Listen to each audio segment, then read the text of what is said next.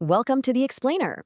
Today, we're jumping right into a totally fascinating historical mystery, the true origins of human civilization. We're looking at a massive debate that's currently challenging the traditional timeline of our ancient past. It's basically the established archaeological consensus in one corner and some highly debated alternative theories in the other. So let's map out exactly what each side is arguing. Let's kick things off with the big core question driving today's investigation. What if everything we know about human history is actually missing a giant chapter? I mean, for centuries, we've lived under the assumption that our past is pretty much entirely mapped out, right? We're taught exactly where civilization began, how it spread, when early humans finally conquered the seas. The timeline looks totally complete. But lately, these tiny inconsistencies, little anomalies, have started popping up in the record. So we really have to ask ourselves, are our historical maps actually as complete as they seem? This brings us to a specific question that pushed researcher Graham Hancock's theories right into the global spotlight. It was actually during an episode of the Joe Rogan Experience.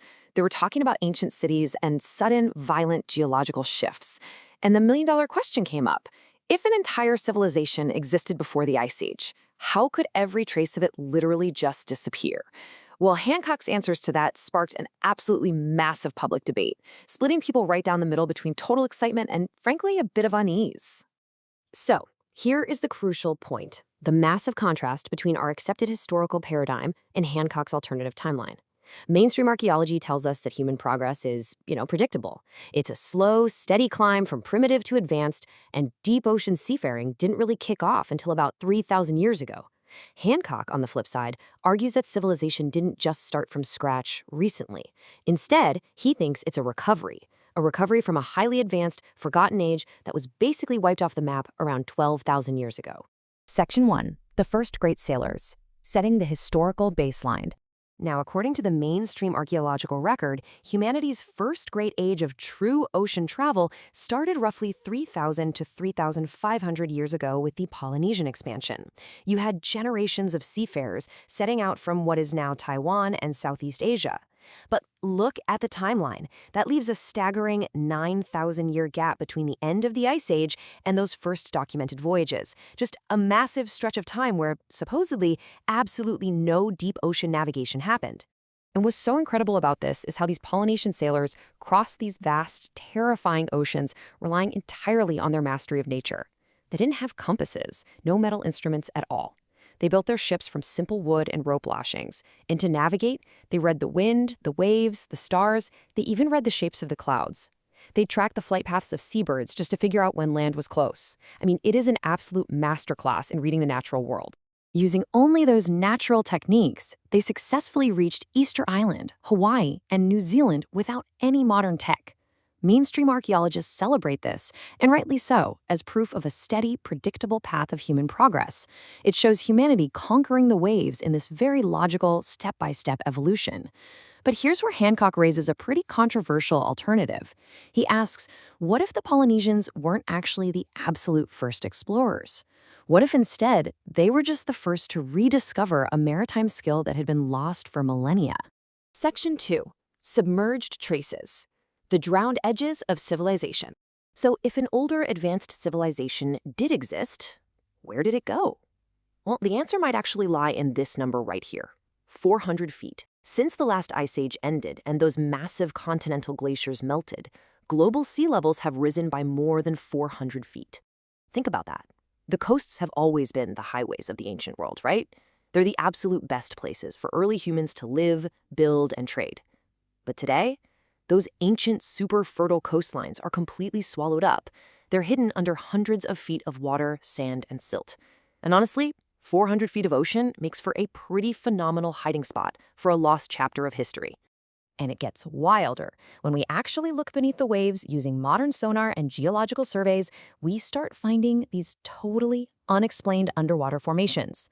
Off the coast of India, divers have reported stone blocks arranged in what look like grid-like streets. Near Yonaguni, Japan, there are these massive, stair-like steps carved right into solid rock.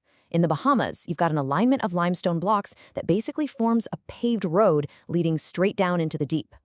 Now, official scientific studies often label these as entirely natural formations, just weird geology. But independent researchers, they argue that the precise symmetry and placement bear the unmistakable marks of deliberate human construction. Which brings us perfectly to this really powerful quote from Graham Hancock. "The absence of evidence is not proof that they never existed." According to his interpretation, the sheer silence in the conventional archaeological record isn't proof that a 12,000-year-old maritime civilization is just a myth. Instead, he believes it's proof of exactly how complete the destruction of that world was when the floodwaters rose. Essentially, he's suggesting we're looking at a post-apocalyptic aftermath, not a beginning. Section 3, an impossible genetic link, the DNA that shouldn't exist. All right, we're stepping out of the ocean now and diving straight into human DNA. Scientists who are studying the genetic history of indigenous tribes deep in the Amazon rainforest found an incredible anomaly. They discovered gene flow, which is basically the transfer of genetic material between populations. But this specific genetic signature links these South American populations directly to ancient peoples all the way over in Australasia. What makes this so mind-blowing is that this unique genetic connection spans the largest ocean on Earth, and there's absolutely no connecting land bridge to explain how they got there. So how exactly do we explain this? Well, mainstream science suggests this is probably the result of random gene flow, or maybe unrecorded ancient migrations over land that we just haven't mapped out yet. But Hancock's alternative theory argues that this DNA is literally a biological record of a forgotten global civilization. He posits that these genes were carried by the survivors of a lost maritime culture, people who spread their knowledge and their bloodlines as they tried to rebuild after those cataclysmic ice age floods. If that alternative interpretation holds true, the implications are just staggering. It would mean that transoceanic travel occurred at least 10,000 years earlier than history currently allows. Think about that for a second. These genes wouldn't just be random data points on a spreadsheet. They would literally be whispering memories of contact between worlds far, far older than any written text we possess. Section 4, the Forbidden Map, a chart out of time. What if physical proof of this lost era actually survived? Not in stone ruins under the ocean or in ancient DNA, but in the form of a cartographic anomaly. What if there's an ancient map that shows the world exactly as it was before the waters rose? Let's take a look at the origins of what Hancock likes to call the Forbidden Map. These maps are kept in Istanbul's Topkapi Palace, and they were drawn roughly between the 1300s and the 1700s. But, and this is the absolute critical detail here, they are believed to be compiled from much older, lost source documents. We're talking sources potentially tracing all the way back to the legendary Library of Alexandria. Hancock argues that these maps actually preserve knowledge that far predates recorded history. And here is the most controversial claim of all. This map supposedly shows coastlines from more than 12,000 years ago that are currently sealed beneath thousands of feet of solid ice. If this map is genuine, and if it's accurate, it strongly implies that whoever originally charted these lands saw the Earth exactly as it looked before the great melt of the Ice Age.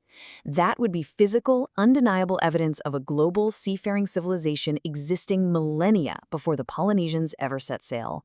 So, as we wrap up this explainer, I really want to leave you with this final provocative thought.